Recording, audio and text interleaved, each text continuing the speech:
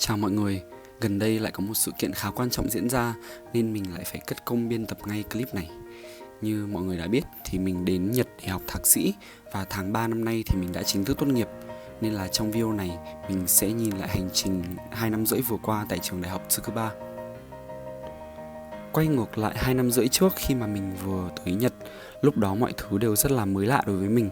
Từ việc di chuyển bằng tàu điện, sử dụng các dịch vụ công cộng đến nhịp sống hối hả ở Tokyo, cũng như cuộc sống về đêm có phần ảm đạm so với Hà Nội hay là Hồ Chí Minh. Mình vẫn nhớ rất là rõ cảm giác háo hức khi lần đầu tiên đặt chân đến sân bay Narita. Trước đó thì mình đã phải hoãn việc đến Nhật lại rất là lâu vì Covid, nên khi mà đặt chân đến Nhật lần đầu tiên thì mình cảm thấy rất là vui vì ước mơ mình ấp ủ bao lâu cũng đã trở thành hiện thực.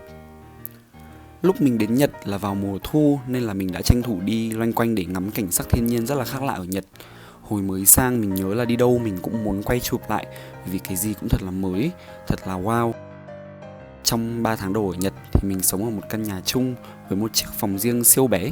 Nhưng mà mỗi lần đi ra ngoài nhìn ngắm những khung cảnh mà trước đây mình chỉ được thấy qua màn hình, nhìn thấy sự ngăn nắp của khu vực mình sống, mình cảm thấy được tiếp thêm rất là nhiều động lực để tiếp tục cố gắng trong hành trình học tập sắp tới. Bạn cùng lớp của mình đa phần là người đang đi làm ở Nhật. Học sinh toàn thời gian giống như mình thì thuộc số ít. Do phần lớn sinh viên là người đang đi làm nên các lớp trong tuần của mình đều bắt đầu từ khoảng 6 rưỡi tối và có thêm cả lớp vào thứ Bảy nữa. Không biết các chương trình khác ở Nhật thế nào, nhưng mình thấy mọi người trong chương trình của mình đều rất nghiêm túc với việc học. Mình biết mọi người bận đi làm và còn có gia đình nữa, nên là lúc làm bài tập nhóm hay là thảo luận nhóm mình cũng không kỳ vọng gì cả. Nhưng những người làm việc nhóm cùng mình thì đều chuẩn bị khá kỹ trước mỗi buổi thảo luận, đọc tài liệu này, tuân thủ deadline, chủ động nhận việc. Nói chung là các bài tập nhóm của mình đều trôi qua suôn sẻ và không có việc cãi nhau hay gì xảy ra cả. So với hồi học đại học ở Việt Nam thì thấy ôi sao mà khác quá. Mình học tại campus ở Tokyo. Campus này chỉ dành cho chương trình sau đại học và chỉ có một vài chuyên ngành thôi, nên là khuôn viên cũng khá là nhỏ. Mình rất là thích đến thư viện trường để học bởi vì chỗ ngồi đẹp, mạng khỏe, đầy đủ ổ cắm, mở từ sáng đến đêm muộn và quan trọng nhất là tất cả mọi thứ đều miễn phí. Thường thì mình sẽ hay học ở nhà hơn bởi vì đi lên trường hơi xa, nhưng mà có khi nào tiện thì mình sẽ dùng thư viện ở trường. Mình rất là thích thư viện của trường cho nên là trước đây mình còn làm cả một video ngồi học ở đây nữa. Không biết có phải do trải nghiệm thời đại học ở Việt Nam của mình với dịch vụ chăm sóc sinh viên và việc học hơi tệ hay không mà mình thấy tất cả mọi thứ trường cung cấp cho bên này đều vượt sự kỳ vọng của mình. Từ sự hỗ trợ của các nhân viên bên khối văn phòng cho đến giảng viên. Bạn cùng lớp của mình thì khá lớn tuổi nhưng mà mọi người đều rất là thân thiện và cởi mở. Lớp mình rất là hay tổ chức đi ăn uống, đặc biệt là sau các giờ học vào cuối tuần. Mình không phải là người thích uống bia rượu nhưng mà mỗi dịp đi uống với lớp mình đều tham gia rất là nhiệt tình. Đi học cùng mọi người thấy rất là vui, không hiểu tại sao. Từ trước khi nhập học thì mình đã biết là trường mình có đội tham gia vào một cuộc thi định giá doanh nghiệp tên là CFA Research Challenge hàng năm và mình quyết định là mình nhất định phải thử tham gia cuộc thi đó. Vào cuối năm nhất, đầu năm 2 của mình thì mình có lập nhóm cùng các anh chị khóa trên để tham gia thi và may mắn giành được giải nhất. Đến giờ thì mình cũng không còn nhớ nhiều về nội dung cuộc thi, nhưng cảm giác cố gắng bằng toàn bộ sức lực và đạt được thành quả như ý vẫn luôn khiến mình cảm thấy vui mỗi khi nhìn lại. Đây chắc chắn là một trong những điểm sáng của quãng thời gian đi học của mình, đồng thời cũng khiến mình trở nên thân thiết hơn với các anh chị cùng lớp. Dù điểm số không quá quan trọng, mình nghĩ là nó vẫn phần nào phản ánh được sự nỗ lực và kiên trì với một mục tiêu dài hạn. Vì vậy trong suốt thời gian đi học, mình luôn cố gắng để đạt được kết quả tốt nhất có thể, kể cả với những môn học mình không có mấy hứng thú. Cuối cùng, mình đã tốt nghiệp với điểm GPA cao nhất chương trình của mình năm nay.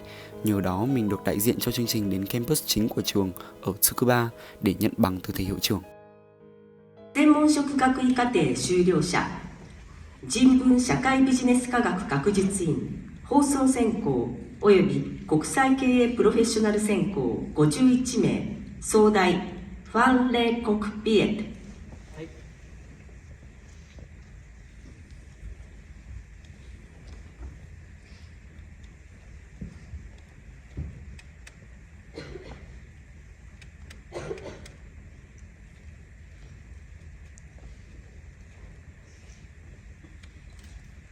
This is to certify the Fan Quad Viet has fulfilled all requirement has been conferred the degree of Master of International Business Administration from the MBA program in International Business of the Graduate School of Business Sciences, Humanity and Social Sciences at this university. March 25th, 2025, Kim Agat, the President of University.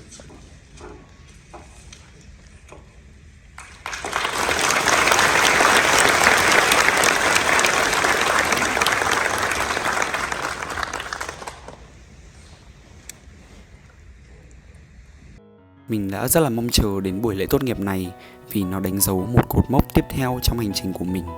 Giây phút bước lên trên lễ đài để nhận bằng từ thầy hiệu trưởng sẽ là một trong những khoảnh khắc mình nhớ mãi. Mình rất tự hào về hành trình mình đã đi qua và mỗi một thành tựu mình đạt được trên hành trình này cho mình thêm niềm tin rằng mình có thể đi đến bất cứ đâu mình muốn khi mình thật sự mong muốn và đặt tâm trí vào việc hiện thực hóa nó. Đây cũng là lần đầu tiên mình được đến campus này. Dù đã biết là campus ở đây rất rộng thì mình rất là bất ngờ khi đến đây bởi vì nó quá là rộng so với tưởng tượng của mình. Để di chuyển giữa các khu vực trong campus này thì phải dùng đến xe buýt và xe đạp. So với campus của mình ở Tokyo thì đúng là một trời một vực. Sau buổi lễ tốt nghiệp thì mình có lượn lờ quanh campus và thật sự là nó rất rộng. Đây là khung cảnh mà mình đã tưởng tượng ra khi nghĩ về cuộc sống du học ở nước ngoài. Nếu mà được trải nghiệm cuộc sống sinh viên ở đây thì cũng khá là hay đấy nhỉ. Trên xe buýt đi về bến tàu để về Tokyo, bác tài xế lúc dừng lại ở trạm cuối đã nói chúc mừng tốt nghiệp với toàn bộ sinh viên đi trên xe. Đối với mình, đấy là một khoảnh khắc ấm áp ngẫu nhiên để khép lại buổi lễ tốt nghiệp ở Tsukuba. Sau đấy thì mình còn một buổi lễ khác ở campus Tokyo với các thầy cô, bạn bè và gia đình mình, chính thức khép lại hành trình học thạc sĩ tại Nhật của mình. Khoảng thời gian 2 năm rưỡi trôi qua thật sự rất nhanh. Mình cảm thấy vô cùng biết ơn từ tận đáy lòng đối với những thầy cô, nhân viên văn phòng và những người bạn đã luôn giúp đỡ mình trên hành trình này.